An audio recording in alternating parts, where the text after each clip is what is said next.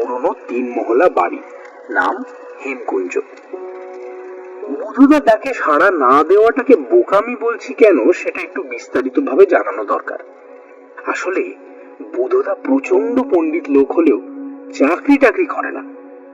ওর একটা বেশ অসাধারণ পেশা আছে, অ্যান্টিক হান্টিং, মানে প্রাচীন এবং দুষ্প্রাপ্য সব জিনিস খুঁজে বার করা। অ্যান্টিকের খোঁজে ওকে নানান জায়গায় ঘুরে বেড়াতে হয়। এই হয়তো দুষ্প্রাপ্য পুঁথির সন্ধানে লাদাখের কোনো বৌদ্ধ গুম্ফায় ঘুরে এলো, তো 15 দিন বাদেই শুনলাম মারমাগাঁও চলে গেছে জলের তলা থেকে উদ্ধার হওয়া 150 বছরের পুরনো জাহাজের লণ্ঠন কিনতে। সবসময় যে সাংঘাতিক মূল্যবান কিছু খুঁজে পায় তা হয়তো নয়, কিন্তু নিজেই বলে দারুণ রোমাঞ্চকর সব অভিজ্ঞতার সম্মুখীন হয়। নানান রকম মানুষের সঙ্গেও আলাপ হয়, আর তাইতেই ওর আনন্দ। সেই হিসেবে অ্যান্টিক হান্টিং কে ওর পেশা না বলে নেশা বললেও ভুল হবে না। ইদানিং আমার স্কুলে ছুটি টুটি থাকলে বুধুদা ওর অভিযানে আমাকে সঙ্গী করে নিয়ে যায়। আসলে আমার মানসিকতাটাও বুধুদার সঙ্গে বেশ খাপ খায়। আমিও অ্যাডভেঞ্চার ভালোবাসি দুর্গম অথচ সুন্দর জায়গায় বেড়াতে। এবার নিশ্চয়ই বুঝতে পারছি কেন বুধুদার মেসেজ পেয়ে ওর বাড়ির দিকে দৌড়লাম। এই রে, দেখেছ, কথায় কথায় নিজের পরিচয়টাই দিতে ভুলে গেছি। আমার ভালো নাম মাল্যবান মিত্র, ডাক নাম রুবিক। বয়স 16, উত্তরপাড়া গভর্নমেন্ট স্কুলে ক্লাস 11-এ পড়ি। বেসবল করি, স্কুলের স্কাউট টিমের ক্যাপ্টেন, এবং গত বছরে শুশুনিয়া পাহাড়ে মাউন্টেনিয়ারিং এর বেসিক কোর্স করে এসেছি।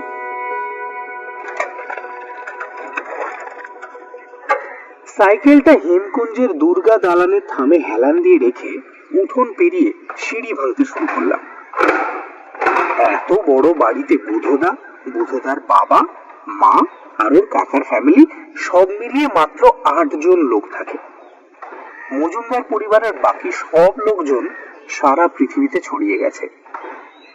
আমি সিঁড়ি দিয়ে ইচ্ছে করেই আস্তে আস্তে উপরে উঠছিলাম আর দেখছিলাম ল্যান্ডিং এ রঙিন কাঁচ বসানো বিশাল ফ্রেঞ্চ উইন্ডোর মধ্যে দিয়ে রোদ্দুরটা কেমন রঙিন হয়ে আমার গায়ের উপর এসে পড়ছে। হাতের নিচে এই কাঠের রেলিংটাও কি কম আশ্চর্য! 200 বছর ধরে ব্যবহারের পরেও তার জেল্লা এতটুকু নষ্ট হয়নি।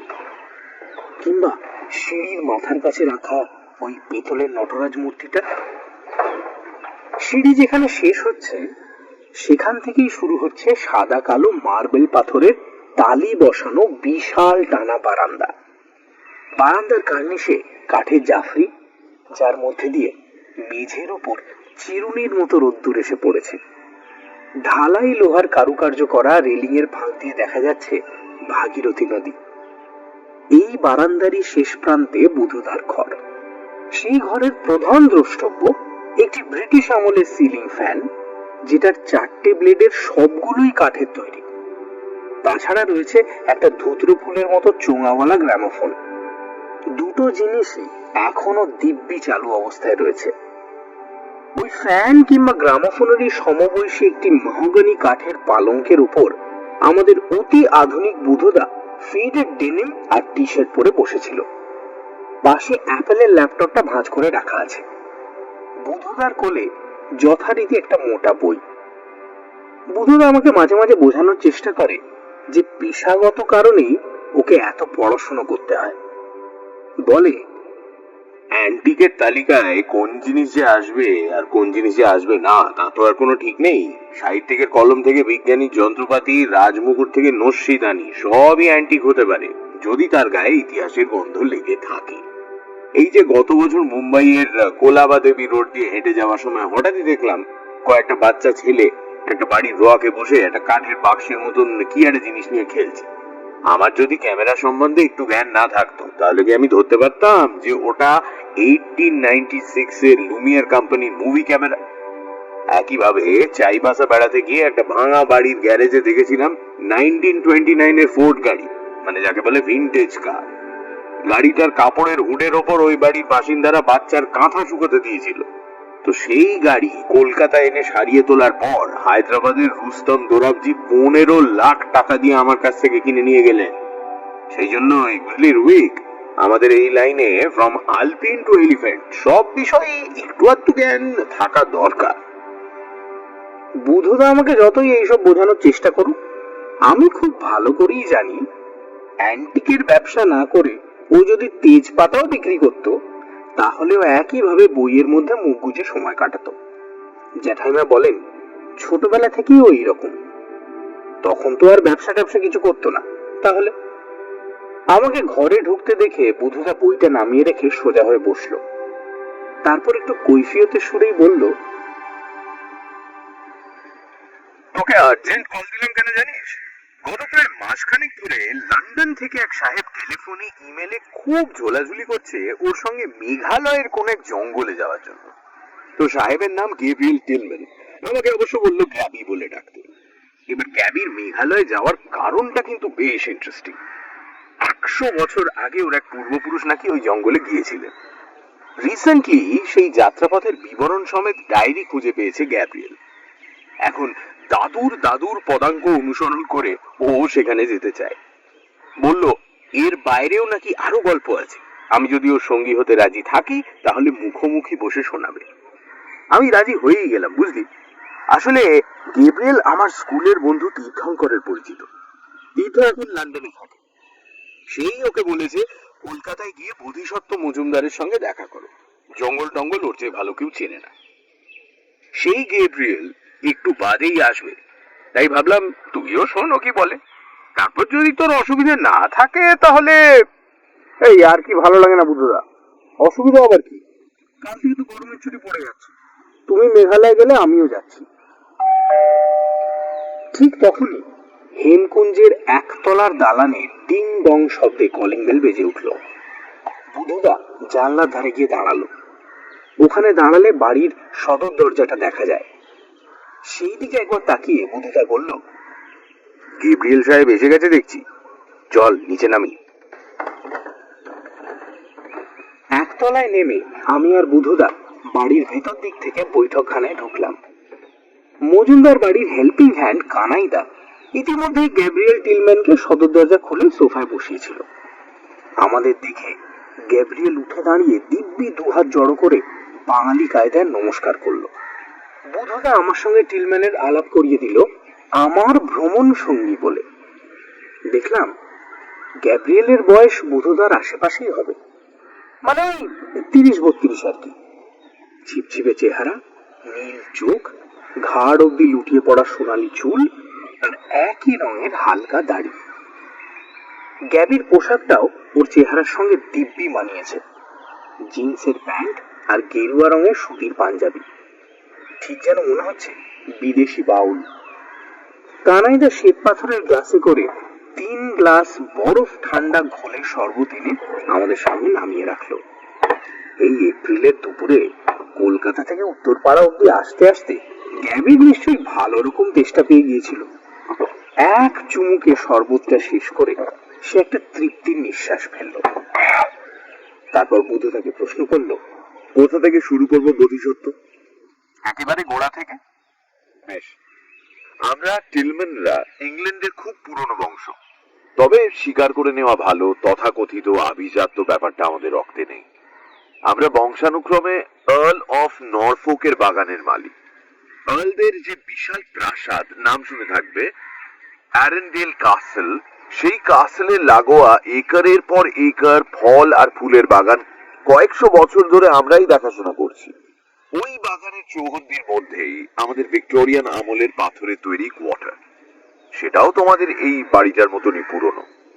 তুমি নিজে যেহেতু একটা প্রাচীন প্রাসাদে বাস করো, তাই তুমি নিশ্চয়ই জানো এরকম বাড়িতে কখনো কখনো এমন দু একটা লুকোনো জায়গা বেরিয়ে পড়ে যার অস্তিত্ব আগে কোনোদিন কেউ জানতো না। মাস তিনেক আগে সেইভাবেই একটা বহু পুরনো আলমারি সারাতে গিয়ে তার ড্রয়ারের ভেতরে একটা চোরা কুঠুরি বেরিয়ে পড়লো। চোরা কুঠুরির মধ্যে ছিল একটা ডায়েরি, রিচার্ড টিলম্যানের ডায়েরি। তোমাকে তো আগেই বলেছি তিনি ছিলেন আমার দাদুর দাদু। তো আমার এই বৃদ্ধ প্র পিতামহের গল্প জ্ঞান হওয়ার পর থেকেই বাড়ির গুরুজনদের মুখে শুনে আসছে। অদ্ভুত মানুষ ছিলেন তিনি। ইংল্যান্ডে বরাবরই বাগান করাটাকে একটা বড় আর্ট হিসেবে মানা হয়, সে কথা নিশ্চয়ই জানো। রিচার্ড টিলম্যান ছিলেন সেই আর্টের সবচেয়ে বড় আর্টিস্ট। তখন আফ্রিকা আর এশিয়ার কলোনিগুলোতে ব্রিটিশ সাম্রাজ্য ভালো রকম জাঁকিয়ে বসেছে। আমার দাদুর দাদু সেই সব কলোনি থেকে নানা রকম ফল ফুলের গাছ আনিয়ে অ্যারেন্ডেল কাসেলের বাগানে বড় করে তুলেছিলেন। সেই বাগান নিয়ে আর্ল অফ নরফোকের গর্বের সীমা ছিল না।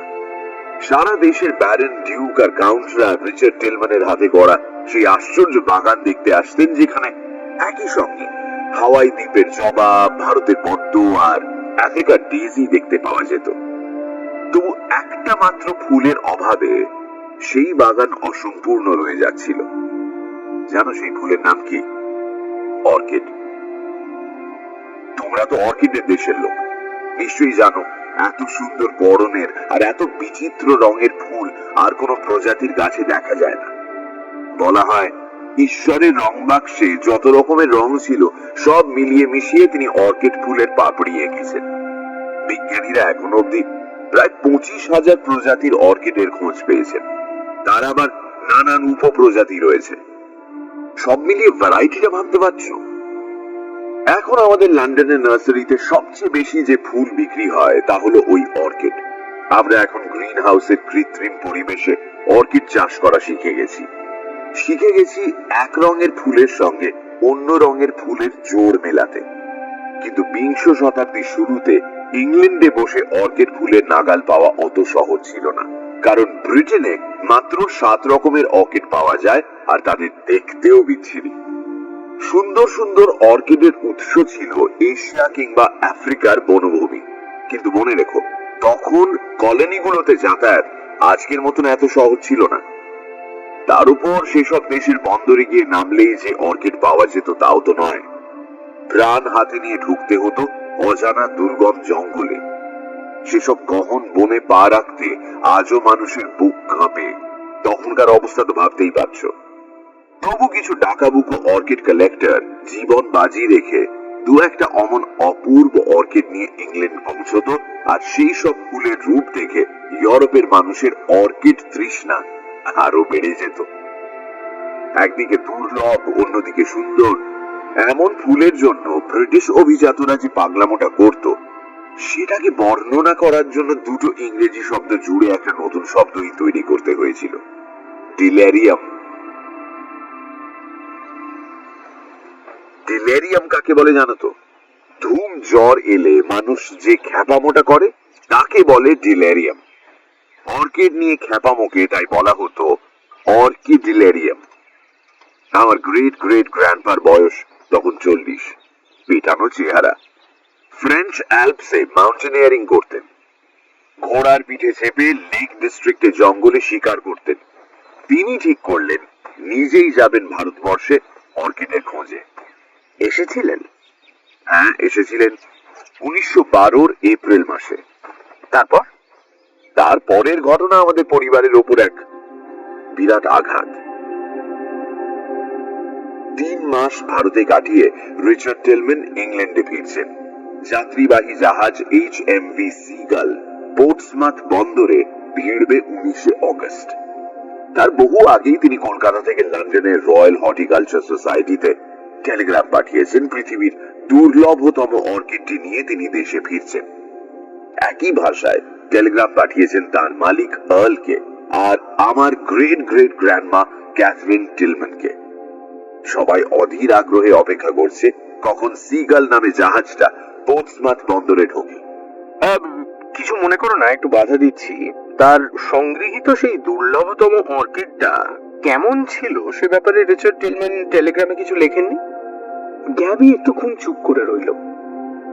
খুব অবিশ্বাস্য কোনো কথা বলবার আগে কোনো মানুষ যেরকম দ্বিধায় ভোগে, সেও মনে হলো সেই রকম এক দ্বিধায় ভুগছে। লিখেছিলেন তিনি সংগ্রহ করেছেন ব্ল্যাক অর্কিড। জানো বোধহয় কালো অর্কিডের খোঁজে গত 150 বছর ধরে সারা পৃথিবীর অর্কিড হান্টাররা বৃথায় দৌড়ে বেড়াচ্ছে। হ্যাঁ, আমার দাদুর দাদু অ্যারেন্ডেল কাসেলের বাগানের মালিক রিচার্ড টিলম্যান সেই কালো অর্কিড খুঁজে পেয়েছিলেন, আর অন্য কোথাও নয়, তোমাদের এই ভারতবর্ষে। আজ তোমরা যাকে মেঘালয় বলো, সেই মেঘালয়ের এক গহন জঙ্গলে। তিনি এমনকি হর্টিকালচার সোসাইটির বিজ্ঞানীদের বলেছিলেন যে পরের সপ্তাহে লন্ডনে যে ফ্লাওয়ার শো আছে সেখানে তিনি সেই কালো অর্কিডকে জনসমক্ষে বার করবেন। প্রদর্শনযোগ্য ফুলের তালিকায় সেই কালো ফুলের এন্ট্রি যেন করা হয় টিলম্যানিয়া রুডিরোপিয়া এই নামে। বুঝতেই পারছো, তিনি তার প্রিয় ফুলটার একটা বৈজ্ঞানিক নামকরণও করে ফেলেছিলেন, টিলম্যানিয়া রুডিরোপিয়া। গ্যাব্রিয়েল টিলম্যানের এই কথায় আমি আর বুধদাও হতচকিত হয়ে বসে রইলাম। আমরা দুজনেই জানতাম প্রত্নতাত্ত্বিকদের চূড়ান্ত স্বপ্ন যেমন সোনার শহর এলডোরাডোর হদিশ খুঁজে বার করা, তেমনি সারা পৃথিবীর পুষ্পপ্রেমীদের স্বপ্ন কালো অর্কিডে দেখা পাওয়া। এই এমনই এক ফুল যা কেউ চোখে দেখেনি, অথচ সকলেই তার অস্তিত্বে বিশ্বাস করে। হয়তো বাকি সমস্ত রঙের অর্কিড খুঁজে পাওয়া গেছে বলেই তারা বিশ্বাস করে যে কোথাও না কোথাও কালো অর্কিডও রয়েছে। ঈশ্বরের রং বাক্স কি মাত্র একটা রঙের অভাবে অসম্পূর্ণ থাকতে পারে? কবির কল্পনায়, শিল্পীর তুলিতে, চিত্র পরিচালকের ক্যামেরায় তাই বারবার উঠে এসেছে ব্ল্যাক অর্কিডের কাহিনী। কিন্তু তার বাইরে বাস্তবের শক্ত জমিতে না, কালো রঙের খুব কাছাকাছি পৌঁছেছে কোনো কোনো অর্কিডের রং, কিন্তু সত্যিকারে কালো যাকে বলে তেমন অর্কিড এখনো মানুষের স্বপ্নের বাইরে আর কোথাও দেখা যায়নি। অথচ এই মাত্র গ্যাব্রিয়েল টিলম্যান আমাদের যা বলল তার মানে দাঁড়ায় একবারের জন্য হলেও বাস্তবের ধুলো মাটির বুকে কালো অর্কিড ফুটে উঠেছিল। হতচকিত ভাবটা কাটিয়ে আমি প্রশ্ন করলাম, আচ্ছা তারপর কি হলো? তিনি সেই অর্কিড নিয়ে নামলেন জাহাজ থেকে? তাহলে তো সেই দিনটা উদ্যানবিদ্যার ইতিহাসে সোনার জলে লেখা থাকতো, তাই না? অর্কিডের বদলে রিচার্ড টিলম্যান দেশে ফিরলেন উন্মাদ রোগ নিয়ে। জাহাজ ডকে ভিড়বার পর মুহূর্তেই একটা পুলিশের বোট জাহাজের গায়ে গিয়ে লাগলো। বেশ কিছুক্ষণ পরে সেই বোটে চেপে বন্দরে পা রাখলেন রিচার্ড টিলম্যান। তার চোখে উন্মাদের দৃষ্টি। একবার শুধু তার ছেলে মানে আমার দাদুর বাবার দিকে তাকিয়ে হাহাকার করে উঠলেন, বাঁচাতে পারলাম না, বাঁচাতে পারলাম না টিলম্যানিয়া রুডিরোপিয়াকে। আর কোনো কথা বলার সুযোগ না দিয়ে পুলিশ তাকে টেনে নিয়ে গেল অপেক্ষমান ভ্যানের দিকে। কিন্তু কেন? কি করেছিলেন তিনি? খুন করতে গিয়েছিলেন। এক কম বয়সী নিগ্রো ছেলে ওই জাহাজে কেবিন বয়ের কাজ করত। রিচার্ড টিলম্যান নিজের ঘরের ভেতর তাকে ঢুকিয়ে পেটে ছুরি বসিয়ে খুন করতে গিয়েছিলেন। ছেলেটার পরিত্রাহী চিৎকার শুনে জাহাজের অন্যান্য কর্মচারীরা দৌড়ে এসে দরজা ভেঙে ছেলেটাকে রক্ষা করে। এবার কেন তিনি এমন কাজ করেছিলেন সেই প্রশ্নটা করুন। উন্মাদ রিচার্ড টিলম্যান উকিলের হাজার জেরাতেও সে প্রশ্নের উত্তর দিতে পারেননি। এই ঘটনার মাস চারেক পরে জেলে বন্দী অবস্থাতেই রিচার্ড টিলম্যানের মৃত্যু হয়। তার হৃদযন্ত্রের ক্রিয়া বন্ধ হয়ে গিয়েছিল। আক্ষরিক অর্থে উইথ আ ব্রোকেন হার্ট তিনি মারা গিয়েছিলেন। আর তার সেই কালো অর্কিড টিলম্যানিয়া রুডিরোপিয়া জাহাজের কেবিনে শুকনো ফুল গাছটা নেতিয়ে পড়েছিল। শুনেছি সেটা ছিল টেরেস্ট্রিয়াল অর্কিড, মানে যেরকম অর্কিড মাটিতে দাঁড়িয়ে থাকে, অন্য গাছের উপর আশ্রয় নেয় না। সাধারণত ওই রকম টেরেস্ট্রিয়াল অর্কিডের মাটির নিচের বাল্ব থেকে নতুন গাছ জন্মায়। রয়্যাল হর্টিকালচার সোসাইটির বিজ্ঞানীরা রুডিরোপিয়ার বাল্ব নিয়ে সেই চেষ্টাই করেছিলেন, কিন্তু কোনো ফল হয়নি। কিছুদিন বাদে বাল্বগুলো নষ্ট হয়ে গিয়েছিল। সারা পৃথিবীর অর্কিড প্রেমীদের কাছে তাই আজও টিলম্যানিয়া রুডিরোপিয়া এক স্বপ্নের ফুল হয়েই রয়ে গিয়েছে।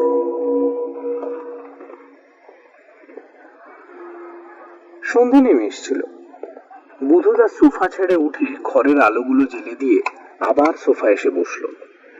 তারপর গ্যাব্রিয়েল টিলম্যানকে বলল, এতক্ষণ অব্দি যা বললে তা তো তোমাদের টিলম্যান পরিবারের পারিবারিক ইতিহাস। বংশানুক্রমে এসব ঘটনা তোমরা শুনে এসেছো। কিন্তু এবার যখন ওর ডায়েরি খুঁজে পেলে তখন তাতে তো নিশ্চয়ই এমন কিছু ইঙ্গিত পেয়েছো যার থেকে বোঝা যায় কেন রিচার্ড টিলম্যান অমন দুর্ভাগ্যের কবলে পড়েছিলেন? আমিও সেই আশা নিয়েই ডায়েরিটা খুলেছিলাম, কিন্তু আমার দুর্ভাগ্য দেখি কি ডায়েরির শেষ কয়েকটা পাতা ছেঁড়া। তার আগে অবধি যা আছে তা শুধুই যাত্রাপথের বর্ণনা, আর কখনো কখনো কোনো ইন্টারেস্টিং ফুল বা ফলের গাছ দেখে থাকলে তার বিস্তারিত বিবরণ। অবশিষ্ট শেষ পাতাটায় যে এন্ট্রি আছে সেখানে রিচার্ড টিলম্যান লিখছেন, কাল নিহাংদের গুহা মন্দিরে যাব। গাঁও বুড়োরা বলছে ওই গুহার ভেতরেই এককালে জন্ম নিত কালো অর্কিডের গাছ, কিন্তু বহু বছর হয়ে গেল সেই গাছ আর জন্মায় না। বোঝাই যাচ্ছে রিচার্ড টিলম্যান পরের দিন সেই গুহা মন্দিরে গিয়েছিলেন। গাঁও বুড়োদের কথাকে মিথ্যে প্রমাণিত করে ব্ল্যাক অর্কিড ফুটেছিল এবং রিচার্ড টিলম্যান সেই ফুল শুধু দেখতে পেয়েছিলেন তাই নয়, ফুল শুদ্ধ গাছ নিয়ে ইংল্যান্ড পর্যন্ত রওনা হয়েছিলেন। কিন্তু এরপর কি ঘটেছিল যার ফলে একটা সুস্থ মানুষ পাগল হয়ে যেতে পারে? ডায়েরির শেষ পাতাগুলো রিচার্ড ছিঁড়ে ফেলায়, সেটা আর জানতে পারলাম না। কিন্তু একটা জিনিস ভেবে দেখো, 100 বছর আগে তিনি যে ফুল খুঁজে পেয়েছিলেন সে ফুল তো আজ আর সেখানে নাও থাকতে পারে। বনের ফুল, বনের প্রজাপতি, এরা পরিবেশের সামান্য হেরফেরের সঙ্গেই কিন্তু বিলুপ্ত হয়ে যায়। আর গত 100 বছরে পৃথিবীর পরিবেশ তো আমূল বদলে গিয়েছে, হয়তো রুডিরপিও অবলুপ্ত হয়ে গেছে। তাতে কিচ্ছু এসে যায় না বোধিসত্ত্ব, সেই ফুল পেলে ভালো, না পেলেও কোনো ক্ষতি নেই। আমার কাছে এই যাত্রা হবে একটা তীর্থযাত্রার মতন। আমার এক হতভাগ্য পূর্বপুরুষের প্রতি আমার সামান্য শ্রদ্ধার্ঘ। হঠাৎ টেবিলের উপর ঝুঁকে পড়ে গ্যাবি বুধদার হাত দুটো জড়িয়ে ধরল। তুমি আমাকে সাহায্য করো বোধিসত্ত্ব। এই পথের মধ্যে এমন অনেক জায়গা রয়েছে আমি খোঁজ নিয়ে দেখেছি যেখানে এখনো সভ্য মানুষের পায়ের ছাপ পর্যন্ত পড়েনি। তোমার মতন একজন দক্ষ গাইড ছাড়া আমি একা এই জার্নি কমপ্লিট করতে পারবো না।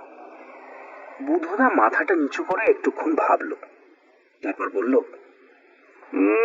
সত্যি কথা বলতে কি, প্ল্যানটা আমার কাছেও খুব লোভনীয়। অজানা পথে না জানি কি খোঁজে যাত্রা। ঠিক আছে গেব্রিয়েল, আমি তোমার সঙ্গে যাচ্ছি। আমি নই, আমরা, আমার এই ভাইটাও আমার সঙ্গে যাবে। গ্যাবি তো শুনে খুব খুশি, আমার সঙ্গে হ্যান্ডশেক করে একেবারে একাকার। বুধদা কাজের কথায় ফিরল। আর কিছু পাওনি ওই ডায়েরিতে? ফুল বা পাখির ডেসক্রিপশন ছাড়া অন্য কোনো কথা? হ্যাঁ, বলতে ভুলে গিয়েছিলাম, আমার অ্যানসেস্টরের একজন সফর সঙ্গীর কথাও রয়েছে। তিনি অবশ্য ইংল্যান্ড থেকে আসেননি। তাই নাকি? তিনি কে? তিনি একজন বাঙালি সাধু, বাস করতেন অসমের গৌহাটিতে। নাম কালীনাথ ভট্টাচার্য। লোকে আড়ালে তাকে ডাকতো হাত কাটা সাধু বলে, কারণ কালীনাথ ভট্টাচার্যের বাঁ হাতটা কবজির কাছ থেকে কাটা ছিল। ছোটবেলায় পড়ন্ত ঢেকির নিচে হাত দিয়ে ফেলেছিলেন, তারই মাসুল। তো রিচার্ড টিলম্যানের মতো কেজো লোকও কালীনাথের কথা লেখার সময় আবেগ লুকোতে পারেননি। তার ভাষায় কালীনাথের সঙ্গে দেখা হওয়াটা দৈবের অনুগ্রহ ছাড়া কিছুই নয়। ওই তান্ত্রিক সাধককে যদি না পেতেন তাহলে হয়তো মেঘালয়ের জঙ্গল থেকে সাধারণ কিছু অর্কিড নিয়েই তাকে ইংল্যান্ড ফিরতে হতো। কিন্তু অর্কিডের সেরার সেরা অর্কিড টিলম্যানিয়া রুডিরোপিয়া তার অদেখাই থেকে যেত। কালীনাথের সঙ্গে তার কিভাবে আলাপ হয়েছিল সে ব্যাপারে রিচার্ড টিলম্যান কিছু লেখেননি। গৌহাটি শহরের উপকণ্ঠে কালীনাথের একটা ছোটখাটো আশ্রম ছিল, কিন্তু বেশিরভাগ সময় উনি শ্মশান মশানে বনে জঙ্গলে ঘুরে বেড়াতেন। উত্তর পূর্ব ভারতের কিছু কিছু উপজাতির অরিজিন নাকি তিব্বতে। কালীনাথ সেই সব উপজাতিদের গ্রামেও চলে যেতেন তাদের আরাধ্য দেবদেবীদের খোঁজে। এইভাবেই উনি দক্ষিণ গারো পাহাড়ের গভীর জঙ্গলের মধ্যে নিহাং উপজাতি আর তাদের আরাধ্যা দেবী, নামটা গ্যাবি টিলম্যান স্মৃতির মধ্যে দেবীর নামটা হাতড়াচ্ছিল। বুধদা জিজ্ঞেস করলো, দেবী দন্তুরা কি? গ্যাবি টিলম্যান বড় বড় চোখ করে বুধদার দিকে তাকিয়ে বলল, ইয়েস, দেবী দন্তুরা। কিন্তু তুমি কেমন করে জানলে? ও কিছু না, তুমি গল্পটা বলে যাও। হাত কাটা সাধু, হ্যাঁ যেটা বলছিলাম, রিচার্ড টিলম্যানের সঙ্গে গল্পে গল্পে কালীনাথ বলে ফেলেছিলেন ওই দন্তুরার মন্দিরের আশেপাশে তিনি যেমন বন ফুলের পাহাড় দেখেছেন, এতদিন বনে জঙ্গলে ঘুরে আর কোথাও তেমনটা দেখেননি। সেসব ফুলের গাছ নাকি অন্য গাছের ডালের ওপর বাসা বাঁধে। ফুল সম্বন্ধে অভিজ্ঞ রিচার্ড কালীনাথের বর্ণনা শুনেই বুঝতে পেরেছিলেন যে কালীনাথ যে ফুলের কথা বলছেন তা অর্কিড ছাড়া আর কিছুই নয়। তিনি কালীনাথকে হাতে পায়ে ধরে রাজি করিয়েছিলেন তাকে ওই নিহাং গ্রামে নিয়ে যাওয়ার জন্য, কিন্তু কালো অর্কিড দেখতে পাওয়ার কথা তিনি তখনও স্বপ্নেও ভাবেননি। কালীনাথ রিচার্ডের প্রস্তাবে রাজি হয়ে গিয়েছিলেন। তিনি ঘোর বনের মধ্যে দিয়ে রিচার্ডকে পথ দেখিয়ে নিয়ে গিয়েছিলেন নিহাংদের গ্রামে। আর সেই গ্রামের কাছেই রিচার্ড তার সেই দুর্লভ অর্কিড খুঁজে পেয়েছিলেন। কিন্তু আমরা এখন সেই গ্রাম খুঁজে পাবো কেমন করে? দেখেছো, ডায়েরিটা নিয়ে পথে পথে ঘোরা নিরাপদ হবে না বলে একটা স্ক্যান্ড কপি নিয়ে এসেছিলাম, সেটা তোকে দিতেই ভুলে যাচ্ছিলাম। এই নাও। বুধদার হাতে একটা সিডি ধরিয়ে দিয়ে গ্যাব্রিয়েল টিলম্যান বলল, তুমি ডায়েরিটা পড়ো বোধিসত্ত্ব। আমার মনে হয় রিচার্ড টিলম্যান যেভাবে পথের হদিশ রেখে গেছেন তাতে নিহাং গ্রামের রুট ম্যাপ বানিয়ে ফেলতে তোমার খুব একটা অসুবিধা হবে না। দরকার হলে গুগল আর্থের সাহায্য নিতে পারো। ট্যুর প্রোগ্রাম বানিয়ে আমাকে ফোন করো। খরচের জন্য ভেবো না, ওটা আমি বহন করব। বুধদাও সোফা ছেড়ে উঠে দাঁড়িয়েছিল। গ্যাবির এই কথা শুনে মুচকি হেসে ওর পিঠে হাত রেখে বলল, তা আবার হয় নাকি? অভিযানের রোমাঞ্চটা শেয়ার করব, আর খরচটা শেয়ার করব না। গ্যাব্রিয়েল আর কোনো কথা না বলে বুধদার হাত দুটো নিজের হাতের মুঠোর মধ্যে ধরে খুব জোরে জোরে দুবার ঝাঁকালো। তারপর পেছনে না তাকিয়ে রওনা হয়ে গেল হেমকুঞ্জের বাইরের রাস্তায় অপেক্ষমান অ্যাম্বাসেডারটার দিকে।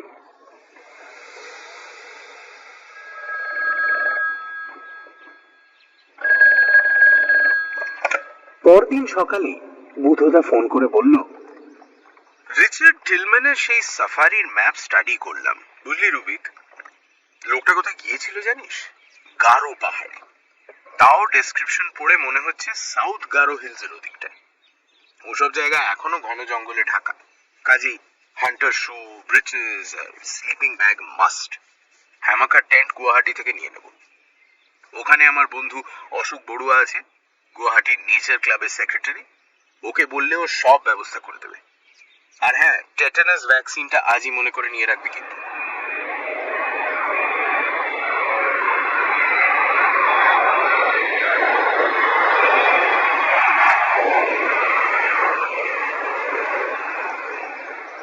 প্ল্যান মতন তার পরের দিন আমরা প্লেনে গুয়াহাটি পৌঁছলাম। এখানে আমাদের সাফারির সাজ সরঞ্জাম জোগাড় করার জন্য দুদিন থাকতে হবে। বিকেলের দিকে বুধুদার বন্ধু সেই অশোক বড়ুয়া হোটেলে বুধুদার সঙ্গে দেখা করতে এলেন। চমৎকার হাসি খুশি মানুষ। কথা বলতে বলতে বুঝতে পারলাম মানস অভয়ারণ্যর দুষ্প্রাপ্য গোল্ডেন লঙ্গুর বা সোনালী হনুমান সংরক্ষণের ব্যাপারে ওনার একটা বিরাট অবদান রয়েছে। উনি না থাকলে চোরা শিকারীদের হাতে অমন সুন্দর প্রাণীটা শেষ হয়ে যেত। হোটেলের বারান্দায় বসে গল্প করতে করতে বুধদা হঠাৎই অশোক বড়ুয়াকে জিজ্ঞেস করলো, হাত কাটা সাধু বলে কারোর নাম শুনেছো নাকি অশোক? কেন শুনবো না? হাত কাটা সাধুর আশ্রম তো মোটামুটি নাম করা জায়গা। কালীনাথ নামে এক তান্ত্রিকের প্রতিষ্ঠা করা 100 বছরের পুরনো কালী মন্দির আছে ওখানে। গত 100 বছরে ওই আশ্রম অনেক বড় হয়ে উঠেছে। কালীনাথের যে বংশধর এখন মন্দিরের প্রধান সেবায়েত, তার নাম প্রবীর ভট্টাচার্য। অশোক বড়ুয়া তখনই প্রবীর বাবুর সঙ্গে বুধদার টেলিফোনে কথাও বলিয়ে দিলেন। বুধদা তার সঙ্গে দেখা করতে চাইছেন শুনে তিনি বললেন, তাহলে এখনই চলে আসুন, ফাঁকাই আছে। অশোক বড়ুয়াই তার গাড়িতে চাপিয়ে আমাকে আর বুধদাকে হাত কাটা সাধুর আশ্রমে নিয়ে গেলেন।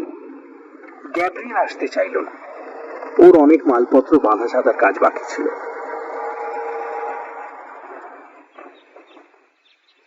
প্রবীর বাবুর মুখোমুখি বসে বুধদা রিচার্ড টিলম্যানের সঙ্গে কালীনাথের সেই জঙ্গল অভিযানের প্রসঙ্গ তোলাতে তিনি বেশ অবাক হলেন।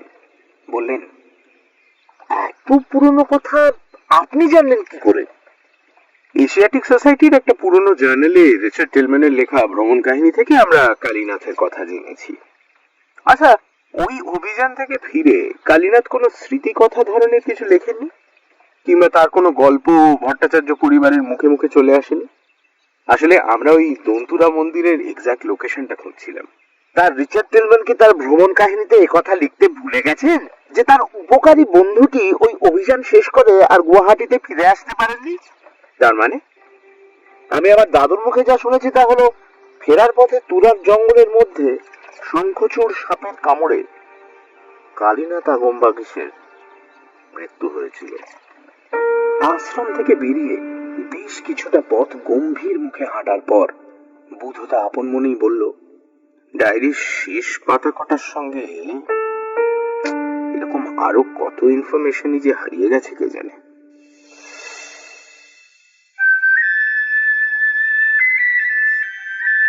গুয়াহাটিতে দুদিন কাটিয়ে ভাড়ার জিপের মাথায় সাজ সরঞ্জাম চাপিয়ে আমরা পৌঁছলাম তুরায়। তারপরের দিন তুরা থেকে বাঘমারা। বাঘমারা হলো দক্ষিণ গারো হিলস জেলার সদর শহর। শহরটা মেঘালয় আর বাংলাদেশের সীমানায়। এই শহরের বাঘমারা নামটা বাংলাদেশের লোকেদের দেওয়া, কিন্তু তারা আসার আগে অব্দি গারোরা এই শহরটাকে ডাকতেন কোনগিট্টিম বলে।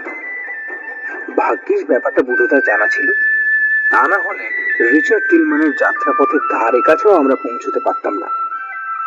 টিলম্যানের ডায়েরিতে শেষে যে নামটা বুধদা চিনতে পেরেছিল সেটা হচ্ছে এই কোনগিট্টিম।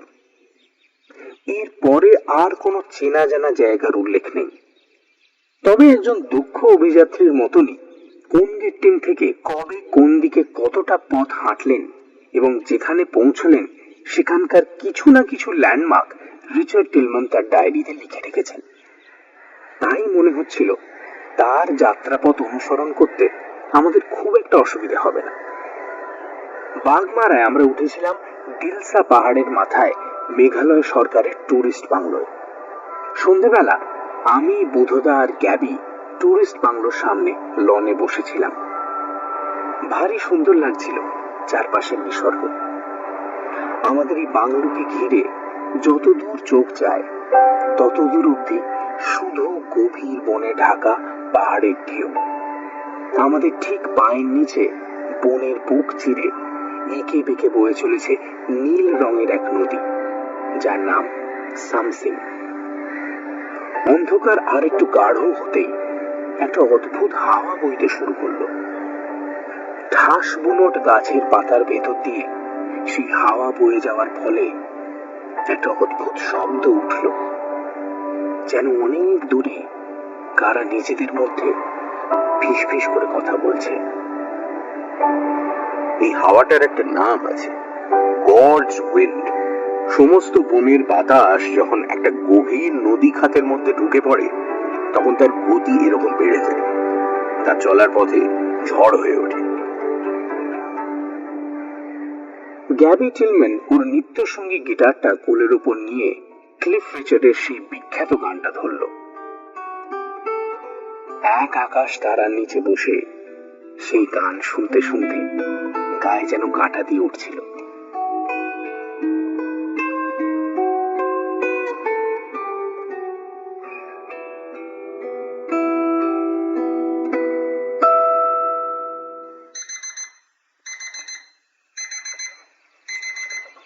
পরদিন ভোরবেলা বুধুদার ঘড়ির অ্যালার্মের শব্দে যখন ঘুম ভাঙল তখন সূর্য ওঠেনি। সেই ভোরেই বুধুদাকে পথ প্রদর্শক করে আমরা গাঢ় পাহাড়ের দিকে পায়ে হেঁটে রওনা দিলাম। আমি, বুধুদা আর গ্যাবি ছাড়া আরো দুজন খাসিয়া যুবক আমাদের মালবাহক হিসেবে সঙ্গে চলেছে। ওদের একজনের নাম টনি, আরেকজনের নাম অর্কু। টনি আর অর্কু দুজনেই ভালো হিন্দি বলতে পারে, সেটা একটা সুবিধে। বাঘমারা শহরকে পেছনে রেখে আমরা ঠিক উল্টো দিকে মানে দক্ষিণ দিকে হাঁটতে শুরু করলাম। ওদিকেই পাহাড়ের ঢেউ উঁচু থেকে নিচু হতে হতে ক্রমশ বাংলাদেশের সমতল ভূমিতে গিয়ে মিশেছে। মেঘালয় আর বাংলাদেশের মাঝে 150 কিলোমিটার চওড়া এক পর্বত শ্রেণী পাঁচিলের মতন মাথা তুলে দাঁড়িয়ে রয়েছে। সেই পাহাড়ের পুরোটাই গভীর জঙ্গলে ঢাকা এক অনাবিষ্কৃত দেশ, যেখানে বাসিন্দা বলতে বন্য জন্তু, নানা জাতের পাখি ও প্রজাপতি। আর যদি রিচার্ড টিলম্যানের বর্ণনা সত্যি হয়, তাহলে এই জঙ্গলের ভেতরেই কোথাও লুকিয়ে আছে নিহাং উপজাতিদের গ্রাম আর তাদের উপাস্যা দেবী দন্তুরার গুহা মন্দির, যে গুহা মন্দিরের ভেতরে রিচার্ড টিলম্যান কালো অর্কিড খুঁজে পেয়েছিলেন। 100 বছর অনেক লম্বা সময়। এখন ওখানে যদি পৌঁছতেও পারি, সেই ফুলকে আর আমরা দেখতে পাবো?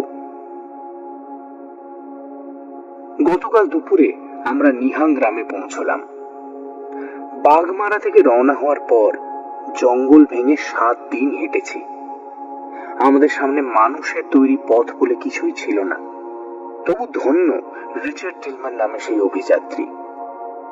100 বছর আগে শুধু কম্পাস আর নক্ষত্রের অবস্থানের উপর নির্ভর করে তিনি এত নিখুঁতভাবে দিক নির্দেশ করে দিয়েছিলেন যে সেইটুকু অনুসরণ করেই আমরা যথাস্থানে পৌঁছে গেলাম। পথের কষ্ট ছিল মারাত্মক। দা দিয়ে জঙ্গল কাটতে কাটতে সামনে সামনে চলেছে টনি আর অর্ক, আর তাদের পেছন পেছন আমরা। যখন তখন আকাশ থেকে মুষলধারায় বৃষ্টি নেমেছে, আর সঙ্গে সঙ্গে আমাদের কোমর অব্দি ডুবিয়ে দিয়েছে গলানো চকলেটের মতো ঘোলাটে জলস্রোত। সেই জল ভেঙে আমরা এগিয়েছি। পায়ের নিচ থেকে তো গায়ে জোঁক উঠে এসেছে। গাছের পাতা থেকে অব্দি টুপটাপ খসে পড়েছে রক্তচোষার দল। তাছাড়াও বিষাক্ত সাপ, কাঁকড়া, বিছে কোনো কিছুরই অভাব ছিল না। এই সব বনে ঝোপঝাড়ের ঘনত্ব এতই বেশি যে তাঁবু আমাদের সঙ্গে থাকলেও তা খাটাবার জায়গা পাইনি। 6টা রাত গাছের ডালে হ্যামক খাটিয়ে ঘুমিয়েছি, মানে ঘুমোবার চেষ্টা করেছি। কিন্তু সূর্য ডুবলেই জেগে উঠেছে অরণ্য। সারা রাত কাছে দূরে গর্জন করে বেরিয়েছে চিতাবাঘ। কখনো কখনো ক্যাম্প সাইটের একেবারে পাশ থেকে বুনো হাতিদের গাছপালা ভাঙবার মড়মড় শব্দ পেয়েছি। ফলে রাতের পর রাত প্রায় না ঘুমিয়েই কাটিয়েছি আমরা। তবু একটা জিনিস স্বীকার করতেই হবে, এর মধ্যেই যখন ঘন বনের আচ্ছাদন ছাড়িয়ে কোনো খোলা উপত্যকায় বেরিয়েছি, তখন স্বর্গীয় সৌন্দর্যে আমাদের চোখ জুড়িয়ে গেছে। এখন এপ্রিল মাস, মেঘালয়ে ফুল ফুটবার সময়। দেখেছি নদীর তীরে বাউলের আলখাল্লার মতন নানা রঙে রঙিন ঘাস ফুলের প্রান্তর। আর প্রজাপতি, একসঙ্গে এত রঙের প্রজাপতি যে কোথাও উড়ে বেড়াতে পারে তা আমি কোনোদিন স্বপ্নেও ভাবিনি। বুধুদা বলল, অর্কিডের মতো মেঘালয়ের আরেক সম্পদ তার প্রজাপতি। কিন্তু দুঃখের কথা, অর্কিডের মতন প্রজাপতিও চোরা শিকারীদের হাতে পড়ে ক্রমাগত এখান থেকে বাইরের দেশে পাচার হয়ে যাচ্ছে। হয়তো এইভাবে বহু প্রজাতির অর্কিড আর প্রজাপতি চিরকালের মতো মেঘালয় জঙ্গল থেকে হারিয়ে যাবে। চলার পথে প্রথম 3টে দিনই আমরা শুধু অমন দুর্ভেদ্য বন আর সবুজ তৃণভূমি পেয়েছিলাম। চতুর্থ দিনে আমরা প্রায় 1000-1.5 ফুট উঁচু চড়াই ভেঙে যে জায়গাটায় উঠে এলাম, সেই জায়গাটার নাম মৃতের উপত্যকা। এ কথা আমাদের 2 খাসিয়া পথপ্রদর্শকই আমাদের জানালো। মৃতের উপত্যকার মতো সার্থক নামা জায়গা আমি আর দেখিনি। দুদিকে 2টো পাহাড়ের দেয়ালের মাঝখানে এই এক টেবিলের মতো সমতল জায়গা, যেখানে সারা দিন সারা রাত ঝোড়ো হাওয়া বয়ে যাচ্ছে। যত জল ভরা মেঘ সব ওই দুদিকের পাহাড়ের পাঁচিলে সমস্ত বৃষ্টি ঝরিয়ে দিয়ে শেষ হয়ে যাচ্ছে। তাই মৃতের উপত্যকার আকাশের রং টকটকে নীল। বুধুদা বুঝিয়ে দিল, লক্ষ লক্ষ বছর ধরে ঝোড়ো বাতাস মাটির উপরের উর্বর আবরণটা গুঁড়ো গুঁড়ো করে উড়িয়ে নিয়ে চলে গেছে। বেরিয়ে পড়েছে নিচে নুড়ি আর কাঁকড়ের স্তর, যার ওপর একটা ঘাস অব্দি জন্মায় না। ওই মাইল মাইল বিস্তৃত রুক্ষ কাঁকুড়ে ডাঙা, আর তার উপরে সারাক্ষণ শু শু শব্দে বয়ে চলা বাতাস, সব মিলিয়ে জায়গাটাকে ভারী আতঙ্কজনক মনে হয়। গারো পাহাড়ের উপজাতীয়দের বিশ্বাস, মৃত মানুষের আত্মা নরলোক ছেড়ে প্রেতলোকে যাবার সময় এই উপত্যকায় বিশ্রাম নেয়। পঞ্চম দিনে আমরা সেই মৃত্যু উপত্যকার ঠিক মাঝখানে পৌঁছে গেলাম। এখন আমাদের চারিদিকে শুধু লাল কাঁকড়ের ছোট ছোট টিলা আর ঢিবি। মনে হচ্ছিল যেন পৃথিবী ছেড়ে অন্য কোনো গ্রহের মাটিতে পা রেখেছি।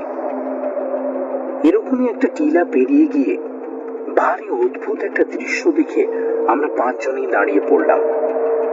একটু ভুল বলা হলো, আমি, বুধদার, গ্যাব্রিয়েল দাঁড়িয়েই ছিলাম, কিন্তু টনি আর অর্কু ভূতগ্রস্তের মতন মাটির উপর গড়াগড়ি খেতে লাগলো, আর সেই সঙ্গে শুরু করলো উচ্চস্বরে দুর্বোধ্য ভাষায় মন্ত্রপাঠ। যেটা দেখে ওদের এই অবস্থা, সেটা আর কিছুই নয়, একটা বেশ বড় জলাশয়। এরকম বৃষ্টিহীন রুক্ষ জায়গায় ওরকম একটা জলাশয় থাকাটা বেশ অদ্ভুত ব্যাপার, তাতে সন্দেহ নেই। কিন্তু তার চেয়েও অদ্ভুত সেই জলাশয়ের জলের রং, একেবারে আলকাতরার মতন কালো। আমরা তিনজন একটু এগিয়ে সেই জলাশয়ের ধার অব্দি গেলাম, কিন্তু টনি আর অর্ক কিছুতেই ওটার ধারে কাছে যেতে রাজি হলো না। এই পুকুরটাকে গারো উপজাতির লোকেরা বলে চিরিমাক। ওদের বিশ্বাস, মৃত মানুষের আত্মারা প্রেত লোকে রওনা হবার আগে এই পুকুরে স্নান করে যায়। ওই কারণে পুকুরটাকে সচক্ষে দেখে টনি আর অর্কুর অমন পাগলের মতো আচরণ। দন্তুরা দেবীর পবিত্র গুহার মতন এই মৃতের উপত্যকার কথা, চিরিমাকের কথা সবই রিচার্ড তার ডায়েরিতে লিখে গেছেন। কাজেই আমাদের কাছে এসব অজানা ছিল না। তবু ডায়েরির পাতায় পড়া এক জিনিস, আর চাক্ষুষ দেখা আরেক জিনিস। সত্যি কথা বলতে কি, মৃতের উপত্যকার ওই বিশাল নির্জনতা আমাদের সকলের মনের উপরে একটা চাপ সৃষ্টি করছিল। মনে হচ্ছিল কতক্ষণে এই অদ্ভুত জায়গাটা ছেড়ে বেরোবো, কতক্ষণে পৌঁছবো নিহাং গ্রামে। টনি আর অর্কু মরে গেলেও সেই মৃতের উপত্যকায় তাঁবু খাটিয়ে রাত্রিবাস করতে রাজি হলো না। কাজেই সেদিন আমরা সারা রাত হাঁটলাম। খুব একটা অসুবিধে হচ্ছিল না, কারণ আকাশে বেশ বড় সড়ো একটা চাঁদ ছিল। শুধু রাত গভীর হলে যখন দূর থেকে হাড় হিম করে দেওয়া একটা কান্নার মতন আওয়াজ ভেসে এলো, তখন আমারও বুকের ভেতরটা কেমন খালি খালি লাগতে শুরু করলো।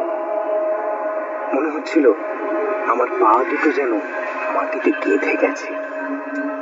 বুধুদা আমাকে দু হাতে জড়িয়ে ধরে বলল, ভয় পাস না, ও কিছু নয়। বুনো কুকুরের পাল শিকার করতে বেরিয়েছে। দলবদ্ধ মানুষদের ওরা ভয় পায়, আমাদের ধারে কাছে আসবে না।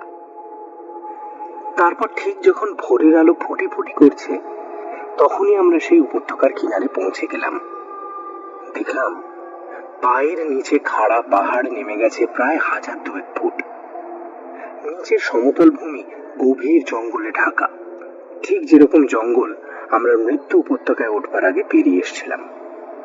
বুধুদা বলল, যদি রিচার্ডের পথ নির্দেশ ঠিক হয়, তাহলে আমাদের পায়ের নিচেই ওই জঙ্গলের মধ্যে লুকিয়ে রয়েছে নিহাং গ্রাম।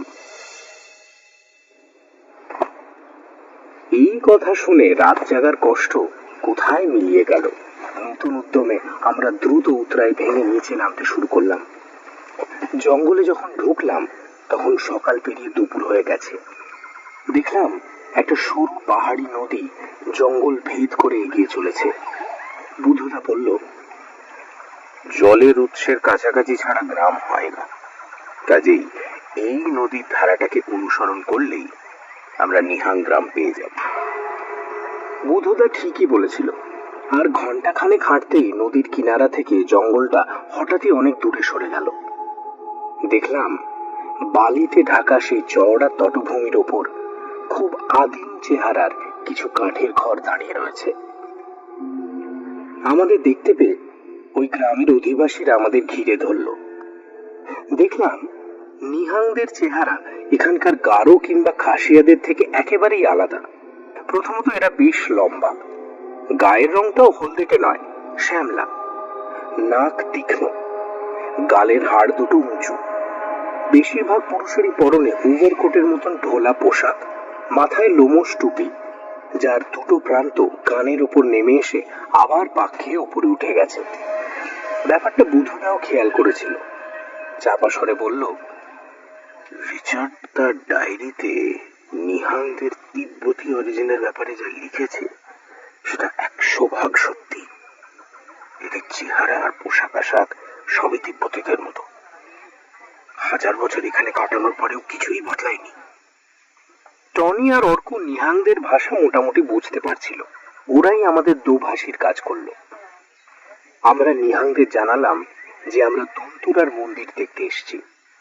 লোকগুলোর মধ্যে যে সবচেয়ে বয়স্ক, হয়তো সর্দার হবে, সে এই কথা শুনে বলল, ও মন্দির তো তোমরা এখানে আসবার সময় পেরিয়ে এসেছো।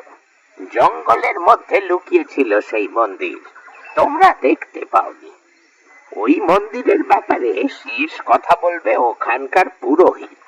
কোথায় সেই পুরোহিত? পুরোহিত ওই মন্দিরের কাছেই থাকেন। কি আর করা যাবে, আমরা আবার যেদিক দিয়ে এসেছিলাম সেই দিকে ফিরে চললাম। এবার আমরা পথের দুদিকে নজর রাখতে রাখতে চলেছিলাম, যাতে মন্দিরের কোনো চিহ্ন চোখ না এড়িয়ে যায়। সেই জন্যই বোধহয় ঘন গাছপালার ফাঁক দিয়ে সমাধি ভূমিটা দেখতে পেলাম। দেখলাম একটা বড় মাঠের মধ্যে সার দিয়ে দাঁড়িয়ে আছে বহু পাথরের স্তম্ভ। স্তম্ভগুলো বানাতে পাথরের সঙ্গে পাথর জোড়া হয়নি, কিন্তু সবকটাই এক পাথরের তৈরি, যাকে ইংরেজিতে বলে মোনোলিথ। কোনোটা খাড়া দাঁড়িয়ে রয়েছে, কোনোটা আবার মাটির উপরে শোয়ানো। এদিককার অনেক উপজাতির মধ্যে মৃতের সমাধির ওপর এমন স্তম্ভ বানিয়ে দেওয়ার একটা রেওয়াজ আছে। খাড়া স্তম্ভগুলো পুরুষদের সমাধি আর আনুভূমিক গুলো নারীদের। গেব্রিয়েল আমাদের পেছনে দাঁড়িয়েছিল। হঠাৎই সে আমাদের ছাড়িয়ে লম্বা লম্বা পা ফেলে একটা সমাধির দিকে এগিয়ে গেল। এটা কোনো নারীর সমাধি। গ্যাবি সেটার উপর ঝুঁকে পড়ে হাতের মুঠোয় কি যেন একটা তুলে নিল। তারপর উল্লসিত মুখে আমাদের দিকে ফিরে তাকালো, চিৎকার করে বলল, Hey Rubik, see what I've got! A beautiful lamp!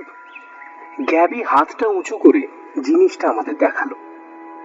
একটা ধাতুর তৈরি প্রদীপ, অনেক পুরনো বলে রংটা কালচে হয়ে গেছে। সত্যি জিনিসটা ভারী সুন্দর।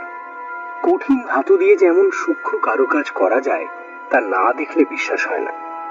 ঠিক সেই সময় তীরটা ছুটে এলো।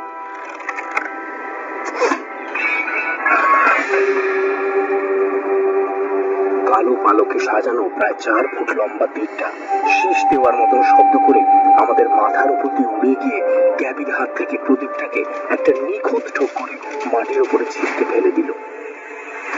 হতভম্ব গ্যাবির হাতের চেটোটা তখনও প্রদীপ ধরার ভঙ্গিতে ওপরে উঠে আছে, কেবল প্রদীপটাই সেই চেটোর মধ্যে নেই।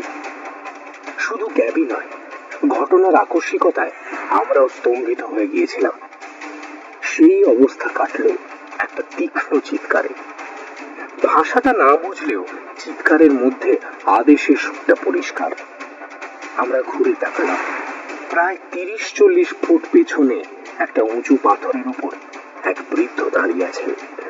বুধুদা দুটো হাত মাথার উপরে তুলে নাড়তে লাগলো। ওর দেখা দেখে আমরাও। সারা বিশ্বে সমস্ত লোক এই ইঙ্গিতের মানে বোঝে, সন্ধি প্রস্তাব।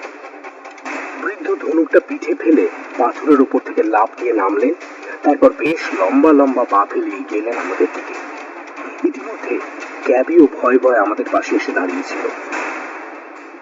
আমাদের মুখোমুখি এসে দাঁড়ালেন সেই বৃদ্ধ। ওনার বয়স হয়তো 65-70 হবে, এবং সেই জন্যই বৃদ্ধ বলছি, কিন্তু শরীর এখনো লোহার রডের মতো শক্ত আর নমনীয়। দৃষ্টিশক্তির নমুনা তো একটু আগেই দেখেছি। ভদ্রলোক পরিষ্কার ইংরেজিতে বললেন, কোন নতুন জায়গায় পা দিলে সেখানকার লোকাচার গুলোকে সম্মান দেবেন। আমরা এই সমাধি ভূমিতে বিদেশিদের প্রবেশ পছন্দ করি না। স্যার, আমি ক্ষমা চাইছি, এরকম ভুল দুবার হবে না। বৃদ্ধের মুখে হাসি ফুটে উঠল। তিনি গ্যাবির হাতটা ধরে বললেন, আমার নাম তাসি গেলুক। শিলংয়ে মিশনারি স্কুলে পড়াশোনা করেছিলাম। তারপর ইন্ডিয়ান আর্মিতেও চাকরি করেছিলাম অনেক বছর। আমাকে নিহাংদের সঙ্গে বাইরের পৃথিবীর যোগসূত্র বলতে পারে। আপনি কি দন্তুরা দেবীর পূজারী? সে কি, আপনি দেবী দন্তুরার নাম জানেন? বুধদা ধীরে ধীরে তাসি গেলুককে তিব্বতীয় তান্ত্রিক দেবদেবীর কথা, বৌদ্ধ ধর্মের প্রসারের সঙ্গে সঙ্গে তিব্বতীয় তান্ত্রিকদের পিছু হটে ভারতে পালিয়ে আসার ইতিহাস সবই বলে গেল।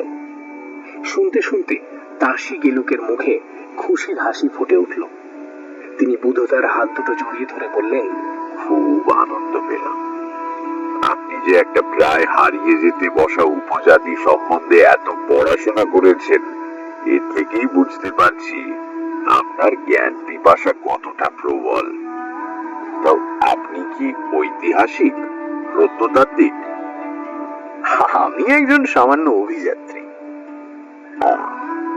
চলুন আমার ঘরে চলুন, সেখানে বসেই আপনার বাকি কথা শুনব। সমাধিভূমির পেছনে গাছের ছায়ায় বেশ বড় সড়ো ঘরটাকে এতক্ষণ খেয়ালই করিনি। আমাদের নিয়ে সেই ঘরের উঠোনে কারুকার্য করা কাঠের চৌকিতে বসালেন তাসি গেলুক। উঠোনের এক কোণে একটা দাঁড়ের উপরে একটা ছোটখাটো ধনেশ পাখি ছিল, আর পাখিটার সঙ্গে কথা বলছিল একটা বাচ্চা ছেলে। 5-6 বছর বয়স হবে। চেহারার সঙ্গে তাসি গেলুকের চেহারার খুবই মিল। আমাদের দেখে বাচ্চা ছেলেটার মুখে বিস্ময়ের ভাব ফুটে উঠল। তাসি গেলুক তাকে নিহাং ভাষায় কি যেন বোঝাবার পরে ছেলেটা হাত জোড় করে আমাদের নমস্কার করলো, তারপর দৌড়ে চলে গেল ঘরের ভেতরে। আমার নাতি নিমা তাসি, ওর মনটা খারাপ, তাই আপনাদের দেখে পালালো। কেন মন খারাপ কেন? ওর বাবা মা মানে আমার ছেলে আর তার বউ তীর্থ করতে গেছে ভুটানে। বাবা মাকে ছেড়ে রয়েছে বলেই নিমা একটু মন মরা। তাহলে দেখতেন এতক্ষণে আপনাদের গাড়ে পিঠে উঠে পড়ত। যাই হোক, এবার আপনাদের এখানে আসার উদ্দেশ্যটা বলুন। বুধদা ধীরে ধীরে তাসি গেলুককে সবই খুলে বলল। কিছুই লুকোলো না, এমনকি কালো অর্কিডের কথাও নয়। কালো অর্কিডের কথা শুনে তাসি গেলুক যা বললেন তা ঠিক যেন সেই প্রাচীন গাঁও বুড়েদের কথারই প্রতিধ্বনি।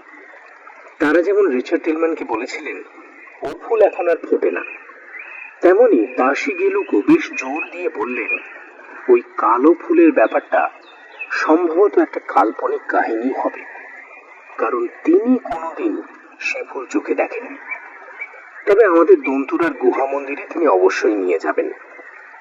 মুচকি হেসে তাসি গেলুক বললেন, কালো অর্কিড না থাকলেও সেখানে অন্য রকমের গা ছমছমে জিনিসের অভাব নেই। গ্রামের লোকেরা ঠিকই বলেছিল। আমরা যে পথ দিয়ে নিহাং গ্রামের দিকে এসেছিলাম সেই পথেরই ধারে ছিল দন্তুরা দেবীর মন্দিরের প্রবেশ পথ, অথচ আমরা তা দেখতে পাইনি, পাওয়া সম্ভব ছিল না, কারণ সেটা তো সত্যিকারের পথ নয়, পাহাড়ের গায়ে একটা সরু ফাটল। এবার তাসি গেলুকের পেছন পেছন সেই ফাটল পেরিয়ে আমরা 3 জন গুহার মধ্যে প্রবেশ করলাম। আমরা 3 জনই কেবল। টনি আর অর্ক আমাদের সঙ্গে আসতে রাজি হলো না। অপদেবীদের সম্বন্ধে ওদের ভয়টা দেখবার মতন। হাতের জোরালো টর্চের আলোয় দেখতে পাচ্ছিলাম অন্তহীন এক সুড়ঙ্গের মতন সেই গুহা এঁকে বেঁকে এগিয়ে চলেছে। এদিকে ওদিকে অসংখ্য শাখা প্রশাখা বেরিয়েছে। তার মধ্যে ঠিক রাস্তাটা খুঁজে নিয়ে পথ চলা বাইরের লোকেদের পক্ষে প্রায় অসম্ভব। সুড়ঙ্গের ছাদে আর মেঝে জমে রয়েছে নানান বিচিত্র আকৃতির স্ট্যালেকটাইট আর স্ট্যালেগমাইট। ছাদের নানান জায়গা থেকে টুপটাপ শব্দে অবিরাম জল ঝরে পড়ছে। গুহার মেঝেটা প্রথম থেকেই পেছল আর ভিজে ভিজে লাগছিল। একটু বাদে দেখলাম পায়ের নিচ দিয়ে কুলকুল করে জল বয়ে চলেছে। কিছুটা এগোনোর পর সেই জল আমাদের পায়ের পাতা ছাড়িয়ে গোড়ালি অব্দি উঠে এলো। আরো একটু বাদে জল আমাদের হাঁটু ছুঁল। অনুভব করছিলাম বেশ জোরালো স্রোত আছে সেই জলে। বুধদা বলল, মেঘালয় আর বাংলাদেশের মধ্যে ভূমিস্তরে একটা বড় সড়ো ফল্ট বা ঝুঁটি আছে, নাম ডাউকি ফল্ট, যার ফলে মেঘালয়ের পাতাল বাহিনী নদী যতই বাংলাদেশের দিকে এগোয় ততই মাটির ওপর উঠে আসে। সুড়ঙ্গের শেষে এই নদীও নিশ্চয়ই বাংলাদেশের সমতলের ওপর দিয়েই বয়ে গেছে। সে যাই হোক, আপাতত আমার চিন্তা হচ্ছিল ডুবে না মরি। আরো একটু যাওয়ার পর হঠাৎই তাসি গিলুক বাঁ দিকে সুড়ঙ্গের একটা শাখা পথে বাঁক নিলেন। পেছন পেছন আমরাও। পাতাল নদী পড়ে রইল পেছনে। সামনে পাথরের ছাদে একটা বড় সড়ো ফাঁক। আমরা ছাদের ওই বিশাল গর্তটার নিচে গিয়ে দাঁড়ালাম। মনে হচ্ছিল যেন একটা কুয়োর গভীরে দাঁড়িয়ে রয়েছি। ছাদের ফোকর দিয়ে গুহার মেঝেতে বৃত্তাকারে আলো পড়েছে। সেই আলোর বৃত্তের মধ্যেই স্থাপিত রয়েছে দেবী তন্তুরার পাথরের তৈরি মূর্তি। সেই মূর্তি রীতিমতন ভয় জাগানো। দেবীর শরীর কঙ্কালসার, মুখ যেন মৃতের করটির মতন। সার সার দাঁতগুলো মুখের বাইরে বেরিয়ে আছে। এই জন্যই কি দেবীর নাম তন্তুরা? বুধদাকে পরে একসময় জিজ্ঞেস করতে হবে। এদিকে দেখুন। তাসি গেলুকে ডাকে ঘুরে তাকালাম। উনি যে জিনিসটা দেখাচ্ছেন সেটা গুহার মেঝে থেকে একটু উঁচু হয়ে জেগে থাকা একটা পাথরের প্রাকৃতিক বেদি। এই জায়গাটা দেখেছেন? তাসি গেলুক আঙুল দিয়ে বেদিটার মাথার কাছে গাঁথা 4-5টা মোটা লোহার আংটার দিকে দেখালেন। বললেন, ওই আংটাগুলোর সঙ্গে হাত পা বেঁধে বলি দেওয়া হতো। হাত পা? হাত পা মানে কি বলি দেওয়া হতো? নরবলি। এককালে তো উপজাতিগুলোর মধ্যে যুদ্ধ বিগ্রহ লেগেই থাকতো, আর যুদ্ধবন্দীদের বাঁচিয়ে রাখার রেওয়াজটা নাগা, খাসি, গারো কারোর মধ্যেই ছিল না। হেড হান্টিং ব্যাপারটা শুনেছেন নিশ্চয়ই। ওদের থেকেই নিহাংরাও ব্যাপারটা আয়ত্ত করেছিল। আচ্ছা, এবার এদিকে দেখুন। আবার আঙুল দিয়ে একটা জায়গা দেখালেন তাসি গেলুক। চৌবাচ্চার মতন সেই জায়গাটা, তার মাপ হবে বড় সড়ো একটা ঘরের মতন। বেদির ঢাল বেয়ে বলির রক্ত গিয়ে পড়তো ওই কুণ্ডের মতন জায়গাটায়। এদিকে আসুন। তন্তুরার মূর্তির পেছনের দিকটায় ছাদের আলো ভালো করে পৌঁছচ্ছিল না। আমাদের নিয়ে সেই দিকটায় সাবধানে এগিয়ে চললেন তাসি গেলুক। বললেন, নরবলির কিছু চিহ্ন এখনো এখানে দেখতে পাবেন। ওই দেখুন।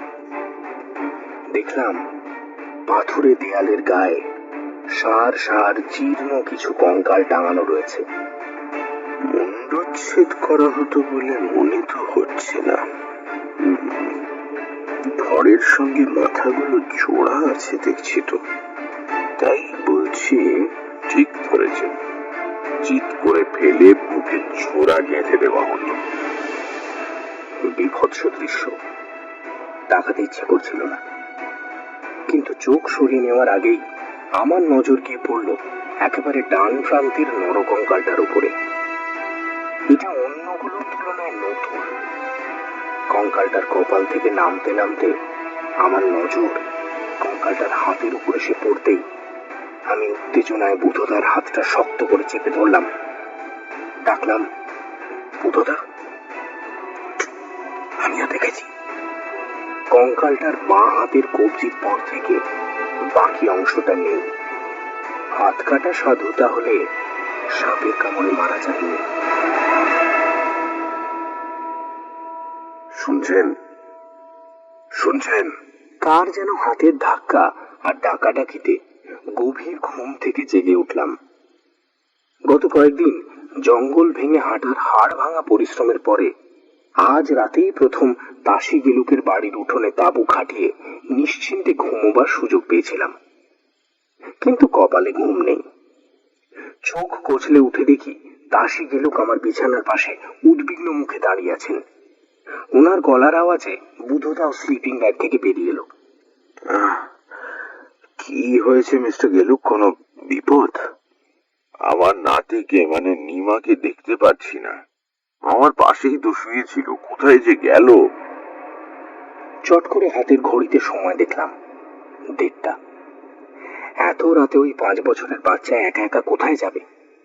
চটপট জামা জুতো পরে নিয়ে আমি আর বুধদা দাসীর সঙ্গে বাইরে বেরিয়ে এলাম।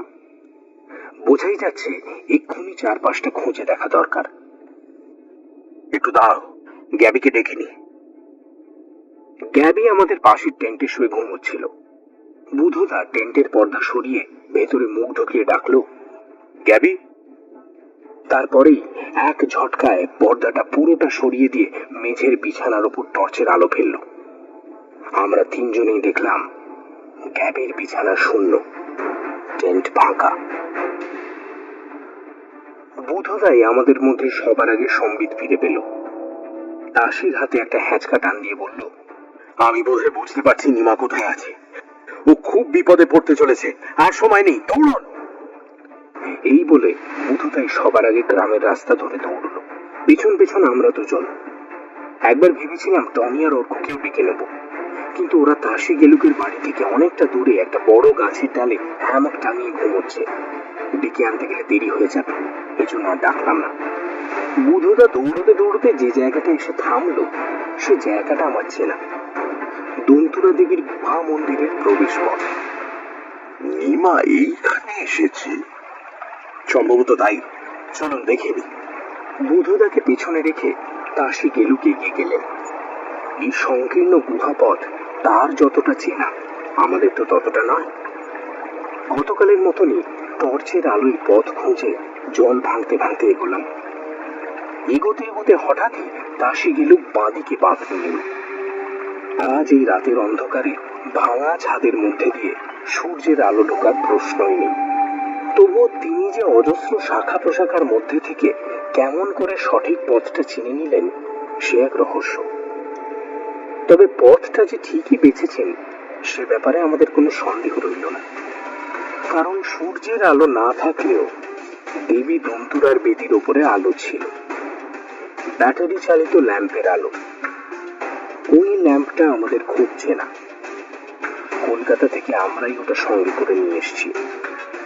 আর ল্যাম্পের আলোয় যে মুখটা দেখতে পেলাম, সে মুখটাও আমাদের খুব চেনা ঠিকই, কিন্তু এখন অচেনা লাগছে। গ্যাব্রিয়েল টিলম্যানের মুখ। গ্যাবির মুখ ঘামে ভেসে যাচ্ছে, সোনালি চুলগুলো সারা মুখে লেপ্টে আছে। আমাদের সাড়া পেয়ে গ্যাবি মুখ তুলে তাকালো। কি বিভৎস সেই মুখ! দাঁতগুলো কোনো হিংস্র প্রাণীর মতো বাইরে বেরিয়ে এসছে, চোখের মনি দুটো যেন জ্বলছে। এ মুখ ঘাতকের মুখ। হাঁটু গেড়ে বসে আছে গ্যাবি, ওর ডান হাতে একটা ছোরা, আর বাঁ হাত দিয়ে পাথরের বলির বেদির ওপর ঠেসে ধরেছে নিমা দাসীর ছোট্ট শরীরটাকে। আমাদের দিক থেকে মুখ ফিরিয়ে গ্যাবি ছোড়া ধরা হাতটা মাথার উপরে তুলল। ও নিমা দাসীকে খুন করতে চলেছে। দাসী গেলুকের হাতের নড়াছড়া আমরা এত কাছে দাঁড়িয়েও ভালো করে টের পেলাম না। শুধু একটা শীষের মতন শব্দ শুনতে পেলাম। পরক্ষণে দেখলাম গ্যাবি চিত হয়ে ছিটকে পড়ল। ওর বুকের ওপর থির থির করে কাঁপতে লাগলো দাসী গেলুকের কালো পালকে সাজানো দীর্ঘ তীর, যার ইস্পাতের ফলাটা পুরোটাই ওর বুকের মধ্যে ঢুকে গেছে। আমরা তিনজনই দন্তুরার বেদির দিকে দৌড়ে গেলাম। হাত থেকে ধনুক ফেলে দিয়ে দাসী গেলুক নিমাকে কোলে তুলে নিল। মনে হলো ছেলেটা ভয়ের চোটে জ্ঞান হারিয়েছে, কিন্তু শরীরে অন্য কোনো আঘাতের চিহ্ন দেখতে পেলাম না। বুধদা দাসী গেলুককে বলল, আপনি ওকে নিয়ে তাড়াতাড়ি ঘরে যান, ওর চিকিৎসা করুন, আমরা একটু বাদে যাচ্ছি। দাসী গেলুক আর বিরক্তি না করে নিমাকে কোলে তুলে নিয়ে যত জোরে সম্ভব ফেরার পথে পা চালালেন। দাসী গেলুক চলে যাওয়ার পর বুধদা বলল, টর্চটা একটু ধরতো রবিক, এইদিকে আলো দেখা। আমি টর্চটা নিয়ে বুধদার কথা মতো গ্যাবির বুকের ওপর আলো ফেললাম। দৃশ্যটা বিভৎস। বহু বছর বাদে দেবী দন্তুরার বলির বেদি আবার রক্তে ভেসে যাচ্ছে। গ্যাবির শরীরে যে প্রাণ নেই সেটা আর বলে দিতে হয় না, কিন্তু বুধদার দেখলাম ওসব দিকে কোনো খেয়ালই নেই। গ্যাবির প্রাণহীন শরীরের পাশে হাঁটু গেড়ে বসে ও সোজা ওর জ্যাকেটের পকেটে হাত ঢুকিয়ে দিল। প্রথম পকেটটায় কিছু পেল না, দ্বিতীয় পকেটটায় হাত ঢুকিয়ে একতাড়া কাগজ বের করে আনলো। টর্চের আলোতেই একবার কাগজগুলোর উপর চোখ বুলিয়ে নিয়ে বুধদা উঠে দাঁড়ালো। চল রুবিক, যা খুঁজছিলাম তা পেয়ে গেছি। ওগুলো কি বুধদা? রিচার্ড টিলম্যানের ডায়েরির শেষ কটা পাতা। কিন্তু গ্যাবি যে বলেছিল ওই পাতাগুলো ডায়েরির মধ্যে ছিলই না। মিথ্যে কথা বলেছিল, ওগুলো গ্যাবি ছিঁড়ে নিয়ে লুকিয়ে ফেলেছিল। কিন্তু কেন? নিজের পূর্বপুরুষ খুনি, এটা কি কেউ অন্যকে জানাতে চায়?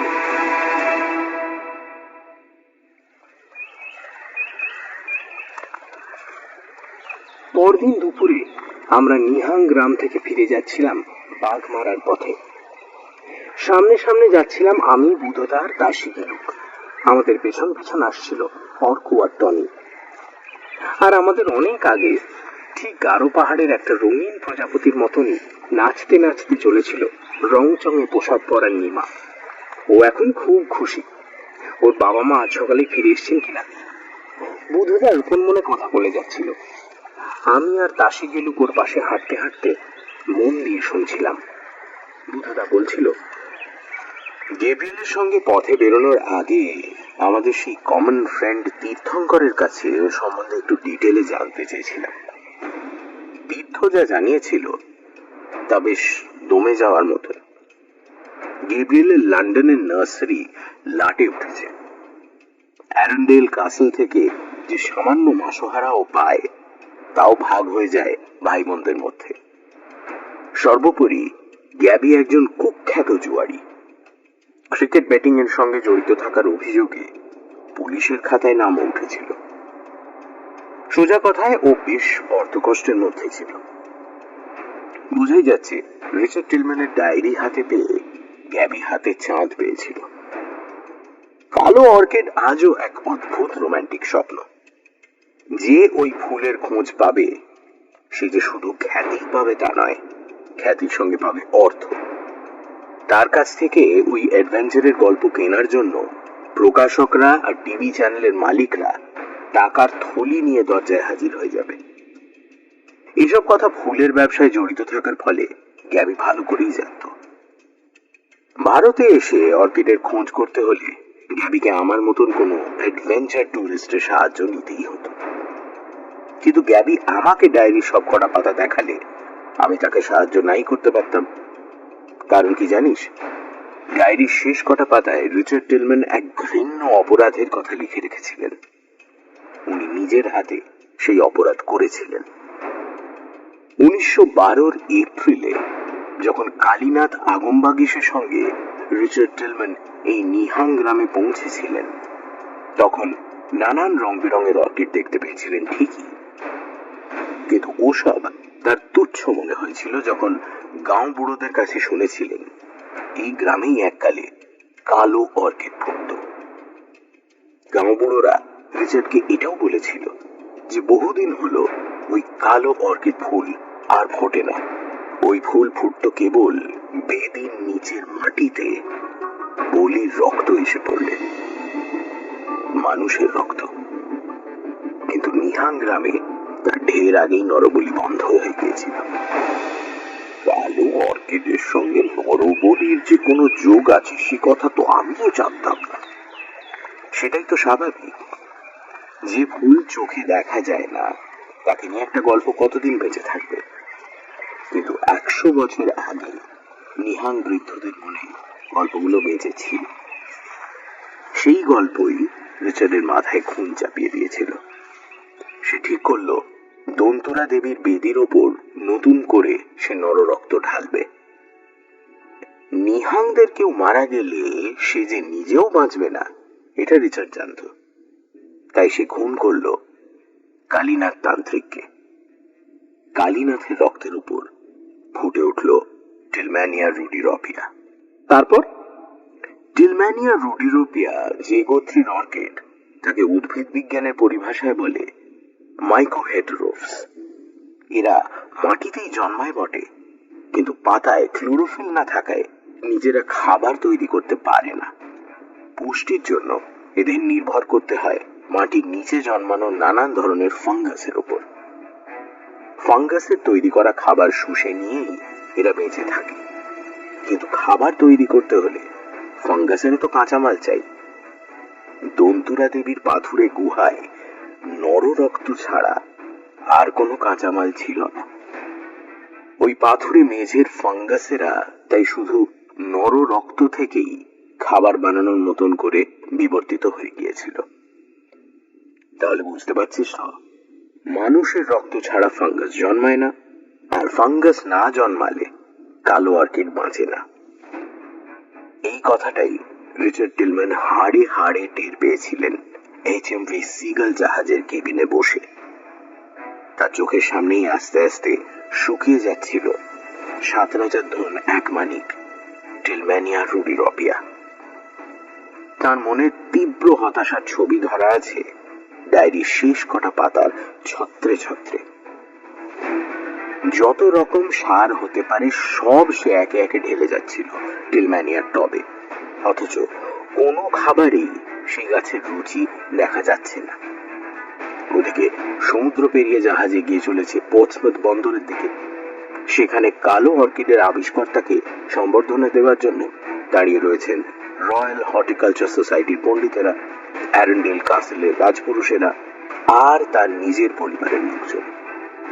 তাদের হাতে চরম অপমানের ছবিটা কল্পনা করে শিউরে উঠছে রিচার্ড টিলম্যান।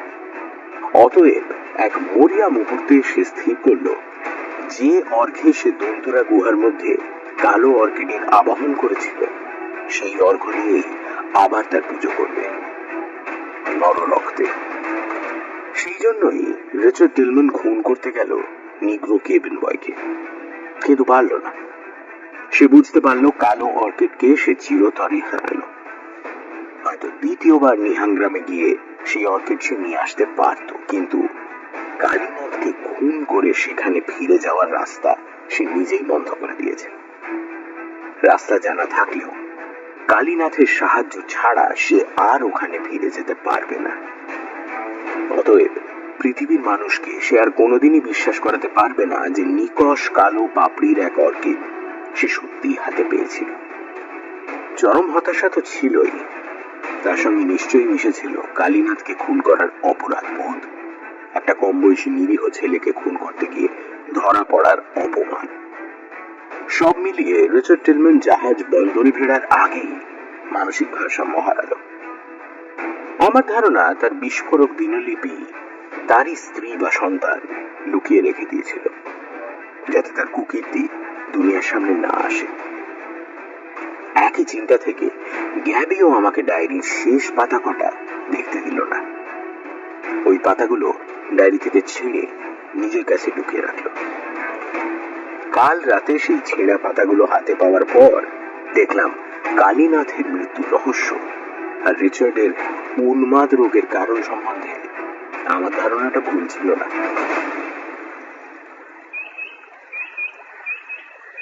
কিন্তু বুধুদা, ডায়েরির পাতা তো তুমি পেলে গ্যাব্রিয়েল মারা যাওয়ার পর ওর পকেট থেকে।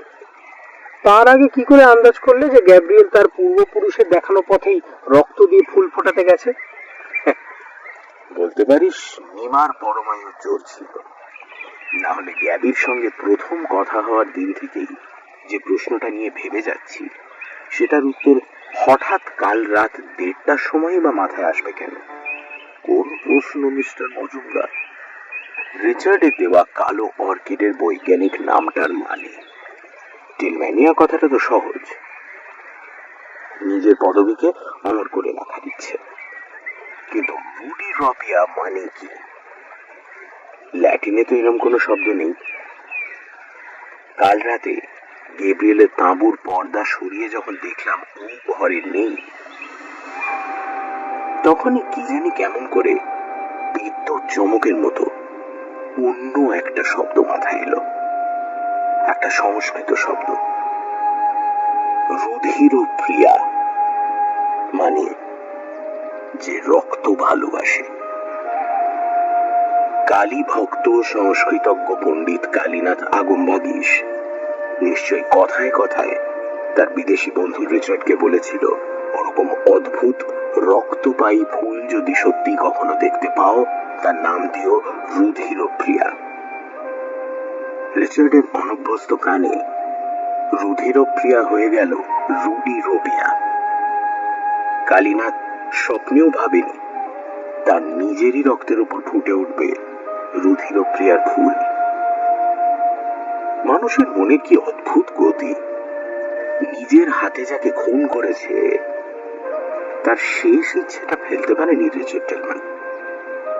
কালো অর্কিডের নাম রেখেছিল টিলম্যানিয়া রুডিরোপিয়া। সেই মুহূর্তেই আমি বুঝতে পেরেছিলাম কেন দন্তুরার গুহায় কালীনাথ তান্ত্রিকের কঙ্কাল ঝুলছে, কেনই বা রিচার্ড টিলম্যান মিথ্যে প্রচার করেছিল যে সে সাপের কামড়ে মারা গেছে। ভাবলাম, আমি যে কথাটা আজ বুঝতে পারলাম, গ্যাবি তো সেটা অনেক আগে থেকেই জানে। ও তো জানে কেমন করে শুকনো পাথরের উপর ফুটে ওঠে টিলম্যানিয়া রুডিরোপিয়ার ফুল।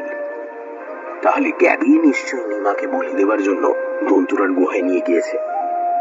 তারপর কি হলো সে তো তোরা নিজের চোখেই দেখেছিস।